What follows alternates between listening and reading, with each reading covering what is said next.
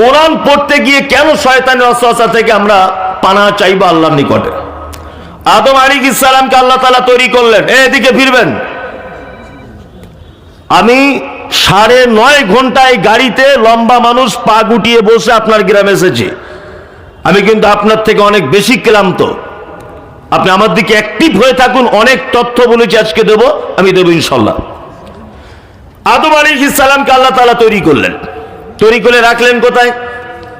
জান্নাতে। এখন জান্নাতের মতো জায়গাতেও আদম আলাইহিস সালাম উসপিস উসপিস করছেন, ওর ভালো লাগছে না। আল্লাহ বুঝতে পারলেন যে একা একা ভালো লাগবে না, একটা বউ দরকার। আদম আলাইহিস সালামের হাড্ডি থেকে তৈরি করে তার বউকে বানালেন হাওয়া আলাইহিস সালামকে, তাই তো? এবার দুজনকে জান্নাতের ভিতরে রাখলেন, সঙ্গে রয়েছেন কে? মিস্টার ইবলিস সঙ্গে আছে। আল্লাহ তাআলা এবার বলছেন, আদম তোমরা স্বামী স্ত্রী দুইজন জান্নাতে যা ইচ্ছা তাই করো, সমস্যা নেই, তবে একটা কথা মাথায় রাখবে, এই যে গাছটা দেখতে পাচ্ছ ধারে পাশে যাবে না আর এর ফল খাবে না। আদম আলাইহিস সালামকে আল্লাহ কথা বললেন, এখন শয়তানের কানে গেল, আল্লাহ ওদেরকে মানা করেছে। শয়তান এখন গিয়ে বলছে, খ্যাপা কোথাকার, কত মিষ্টি ফল জানিস, তোরা বেশি করে খাবি বলে মানা করেছে, অল্প খা, সমস্যা নাই। শয়তানের যা কাজ, এদিক ওদিক এদিক ওদিক করে ফল খাইয়ে দিয়েছে। ফল যখন খেয়ে ফেলেছে, আল্লাহ তাআলা বলছে, চল বেরো জান্নাত থেকে, বাড়ো বাড়ো জান্নাত থেকে বেরো।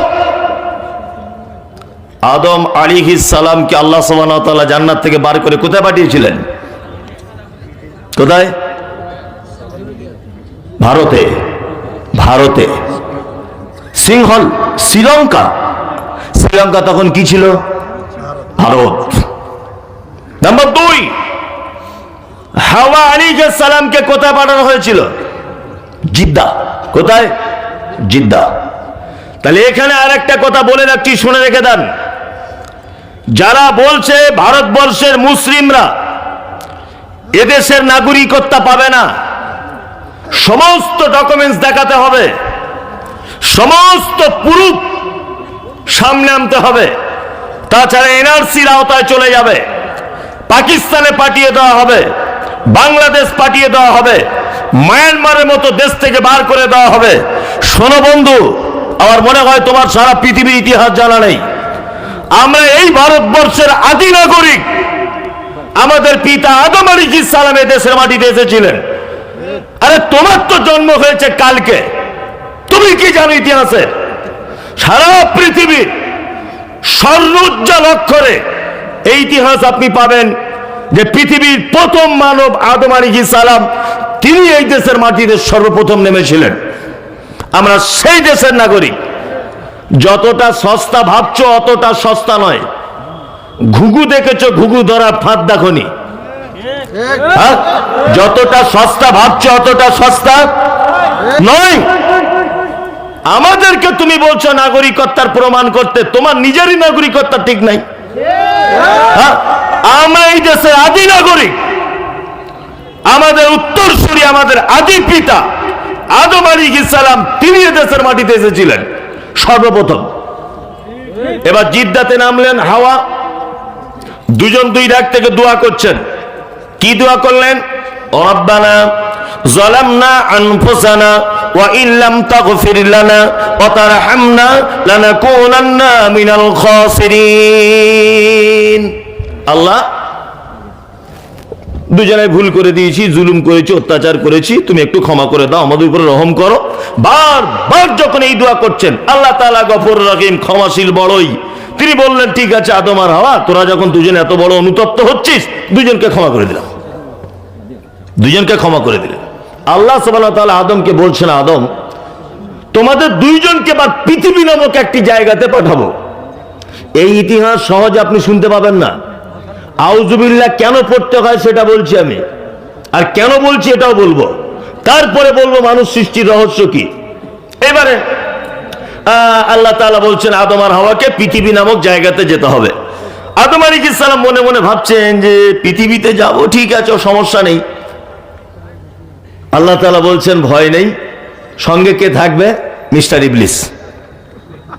ও আবার থাকবে। তখন আদম আলাইহিস সালাম মনে মনে ভাবছেন যে একবার তো জান্নাত থেকে বার করে দিলে শয়তান আমাদের চক্রান্ত করে, আবার ও যদি আমাদের সাথে থাকে তাহলে কি বিপদ না হবে, কি যে সর্বনাশ করবে আবার। আল্লাহ তাআলা তখন বলছেন, শোনো, তোমাদের দুইজনকে পৃথিবীতে আমি এমনিতে পাঠাবো না, তোমাদের দুইজনের জন্য একটি কিতাব থাকবে।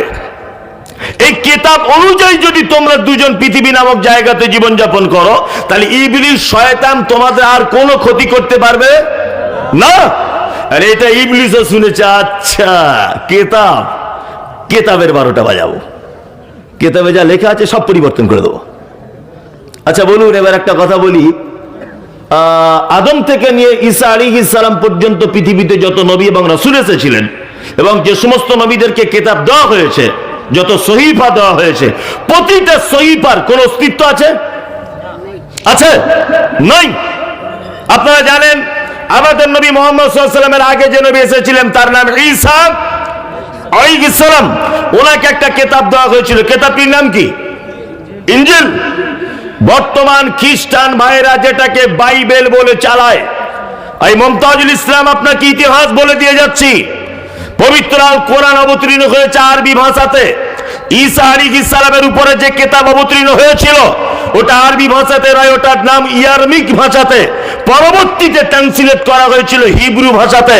সারা পৃথিবীর একটা জাদুঘরে, সারা পৃথিবীর কোন দামি কক্ষে আজও পর্যন্ত সেই ইনজিল ইয়ারমিক ভাষাতে এক পিসও দেখানো যাবে না। বর্তমান খ্রিস্টান ভাইরা যে বাইবেল ব্যবহার করছে আর বলছে এইটা সেই বাইবেল যেটা ঈসা নবীর কাছে আনা হয়েছিল, এই মুমতাজুল ইসলাম বলছে ওটা ওই বাইবেল নয়। বর্তমান যে বাইবেল খ্রিস্টান ভাইদের কাছে রয়েছে এটা খ্রিস্টান যাজকদের নিজস্ব তৈরি করা বাইবেল। ওই বাইবেল আজ আর নেই, ওই বাইবেল পরিবর্তন করা হয়েছে। কি বললাম বুঝলেন? তাহলে বাইবেল পরিবর্তন করেছে কাকে দিয়ে? খ্রিস্টানদেরকে দিয়ে বাইবেল পরিবর্তন করেছে কে? মিস্টার ইবলিস। এবার ঈসা আলাইহিস সালামের পরে কোন নবী এসেছেন? মুহাম্মদ সাল্লাল্লাহু আলাইহি ওয়াসাল্লাম। ওনার কাছে একটি কিতাব এসেছিল, নাম কি? জোরে বলুন। আল কোরআন। এইবারে শয়তান তখন ভাবছে নবী মুহাম্মদ শেষ, আমিও তো আল্লাহর তৈরি, মুহাম্মদ আল্লাহর তৈরি, জিবরিল তার ফেরেশতা, আর কোরআন আল্লাহর কথা, তাই এইটা পরিবর্তন করে দিতে পারলে আমার খেল খতম, কারণ আর তো নবী আসবে না। হ্যাঁ, তখন আল্লাহ পবিত্র আল কোরআনে আয়াত অবতীর্ণ করলেন, ইন্না নাহনু নাযালনা যিকরা ওয়া ইন্না লাহু লাহাফিজুন। শোনো, কোরআন আমি আল্লাহ অবতীর্ণ করেছি, এর সংরক্ষণের দায়িত্ব আমি আল্লাহ নিজে হাতে নিলাম। শয়তান তখন দেখছে আল্লাহ তো নিজে হাতে দায়িত্ব নিয়েছে, তাহলে এটা আর পরিবর্তন করা যাবে না। যাবে? যাবে না। তাহলে কি করা যাবে? এই কোরআন, এই দেখুন, এটা একটা জলসার হ্যান্ডবিল, ধরে নেন, আমার দিকে ফিরুন 1 মিনিট। এটা একটা জলসার হ্যান্ডবিল। আচ্ছা বলুন, আমি হ্যান্ডবিলের ভিতরে কি লেখা আছে আমি আন্দাজে বলতে পারবো? পারবো না? পারবো না। তাহলে কি করতে হবে? আমাকে খুলে দেখতে হবে, তবেই আমি বুঝতে পারবো কোচড়া দারুল হুদা মাদ্রাসার উন্নতি করবে আজিমুসান জলসা। আমন্ত্রিত আলোচক বিন্দু মহিলাদের জন্য বদরুদ্দোজানাত বিহাফেজাহুল্লাহ। খুলবো তবে তো জানতে পারবো। শয়তান তখন দেখছে বিধান যখন পরিবর্তন করতে পারবো না, অন্তত পক্ষে এইটা যাতে কেউ তেলাওয়াত করতে না পারে, এর তেলাওয়াত থেকে দূরে রাখতে হবে। মুসলিমদেরকে আটকানো যাবে না কোরআন তেলাওয়াত থেকে।